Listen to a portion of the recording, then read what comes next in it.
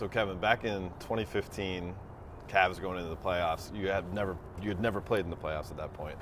Now you're kind of the elder statesman, and there's guys on your team like Larry Nance Jr. and Jordan Clarkson who've never played in the playoffs.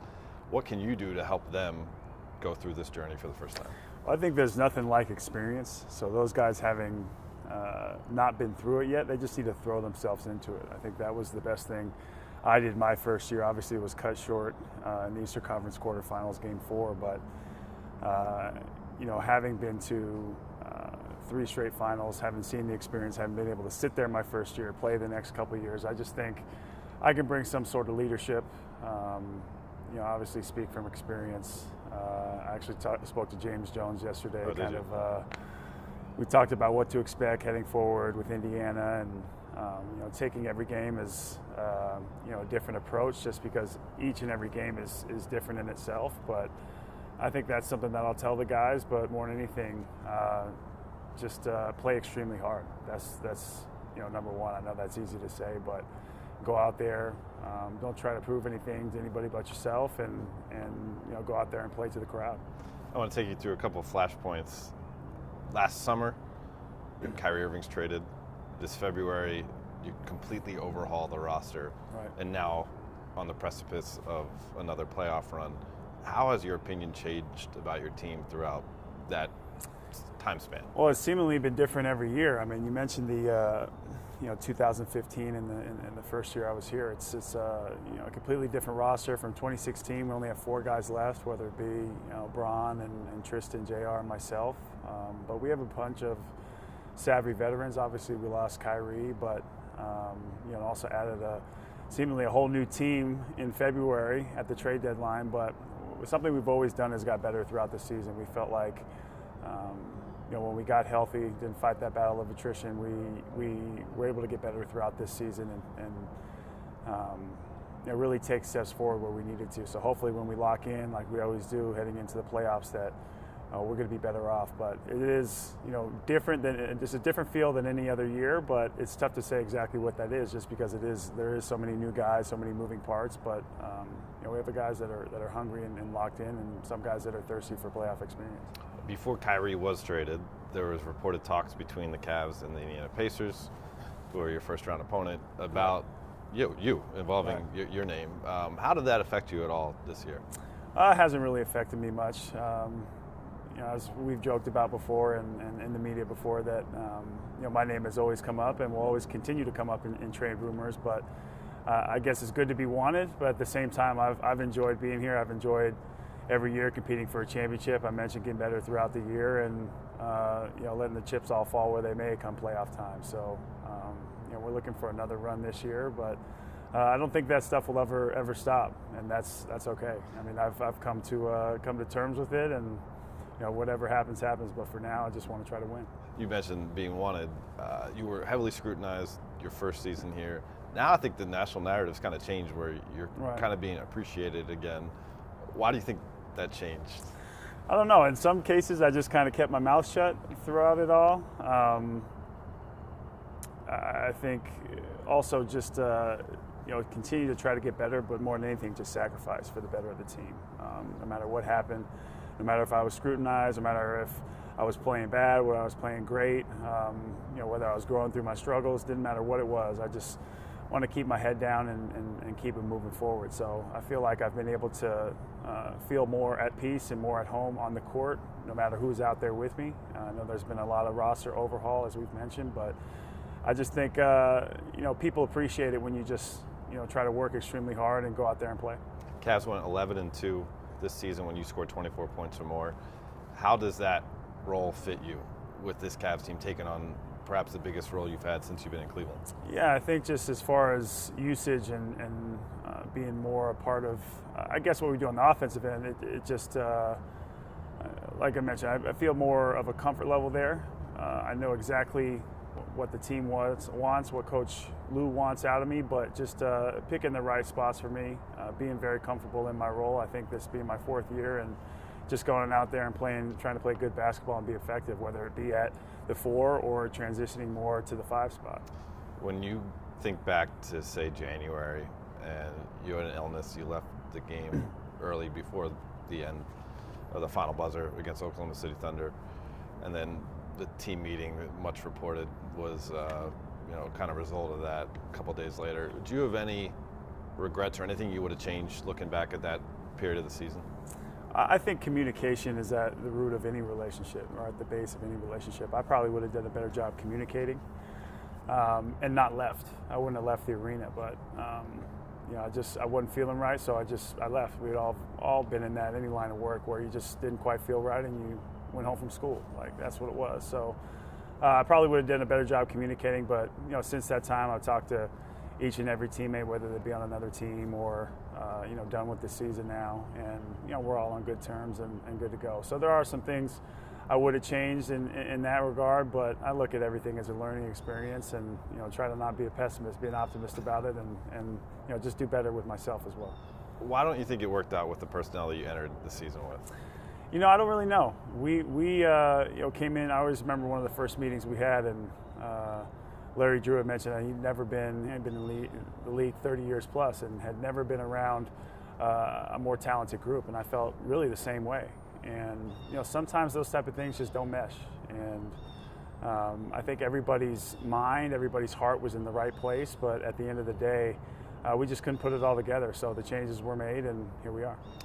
So Kyrie Irving in Boston, season-ending surgery. Right. Isaiah Thomas in Los Angeles, season-ending surgery.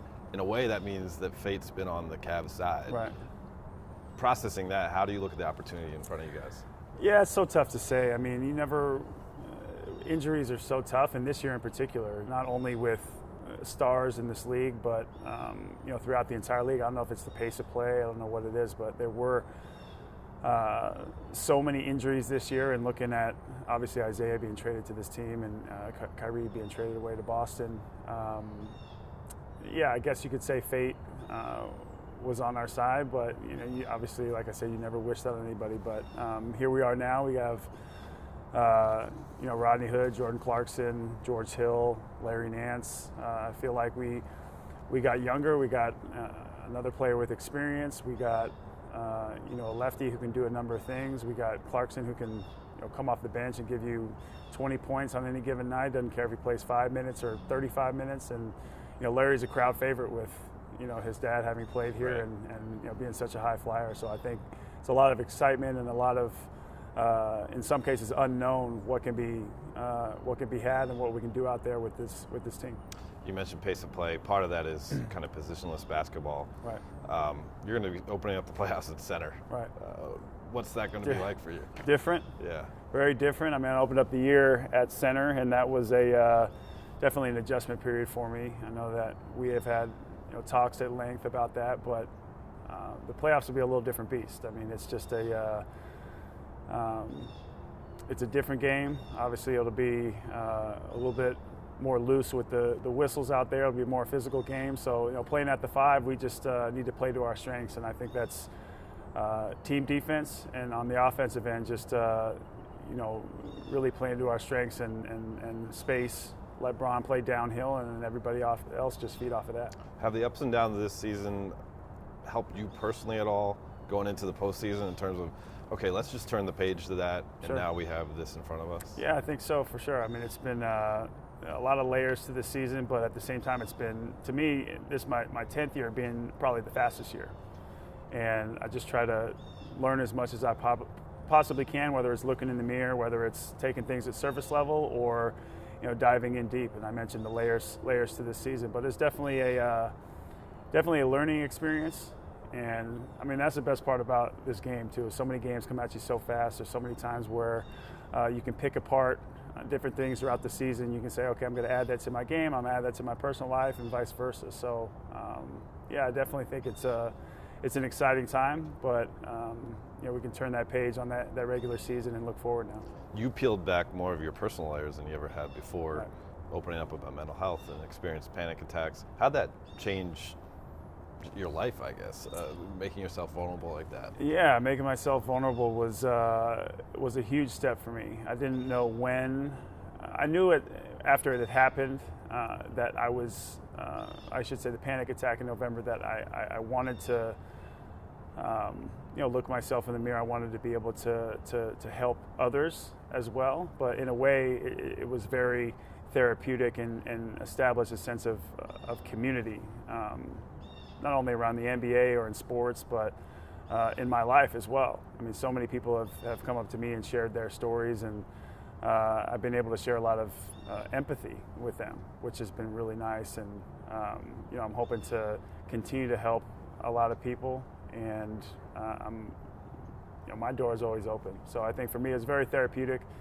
I feel a lot more comfortable in my own skin now, even just having admitted who I am and some of the problems that I've gone through. So in a lot of ways, it was very, very good for me, and I'm happy I did it. Did you make it your way through all those thousands of messages or figure out a system for it? I had a team. Okay. I had a team, but I got through a lot myself, and a lot of very important ones. But what you realize through it all is that it transcends really anything. It doesn't matter what walk of life you're in, race, socioeconomic status, gender, I mean, anything. People are really going through something that you can't see. So, for them to be open up and be vulnerable and be able to share it and be in any walk of life was eye-opening and also very special for me. So I'm hoping that that'll be, like Kyle and I mentioned, it could be my life's work, and I'm proud of that.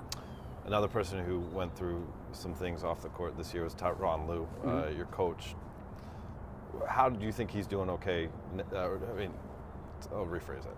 Another guy who went through some stuff off the court this year was Tyronn Lue, and how do you think he's doing health-wise heading into the playoffs? I mean, he looks a lot better. He looks like he's made some changes and really got some rest. I know that he was going through it throughout this really entire year, and it was weighing on him. So just to know that he's back and doing a lot better, and he's finding different mechanisms off the floor in order to help himself, that he can do his take care of everything he needs to do off the court and be healthy. He can also be healthy at his day job too. So we love having him back at the helm. We love Larry Drew being at the helm as well. But it's not only I laugh because it's not only a full roster sometimes, but of course we are the Cavs. Having our head coach back is great.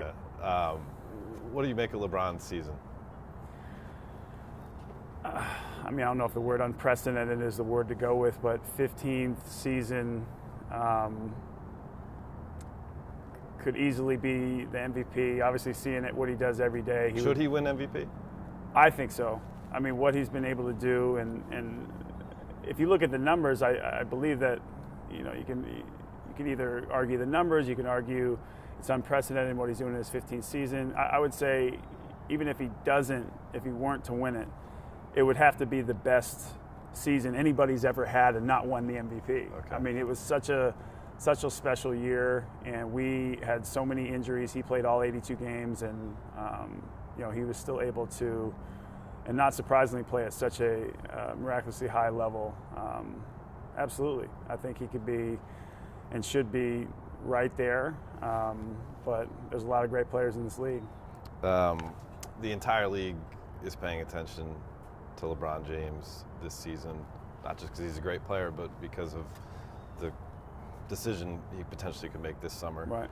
Do you think that's going to affect your guys' playoff run at all? In what way? In terms of the what-if factor, in terms of depending on if we get to if maybe the incentive, if you go on a long run, is that he would want to stay, or if there's a short run, the consequence of him potentially leaving. Yeah, I mean, it definitely could, but only one person knows what he's thinking, and that's Bron. I think at the end of the day, we would love to have a long run, but that's going to be up to not only him but all of us. And I don't mean only the players, as a coaching staff, everybody. I mean, really getting on board and sticking to our schemes and playing great basketball. So I think it definitely could affect it, but that's, at least for me, out of sight, out of mind right now. So, you've had these fantastic finals runs, the championship in 2016. You don't allow yourself at all to think about this could be it going into this postseason run? Yeah, I think that's in the back of the mind, but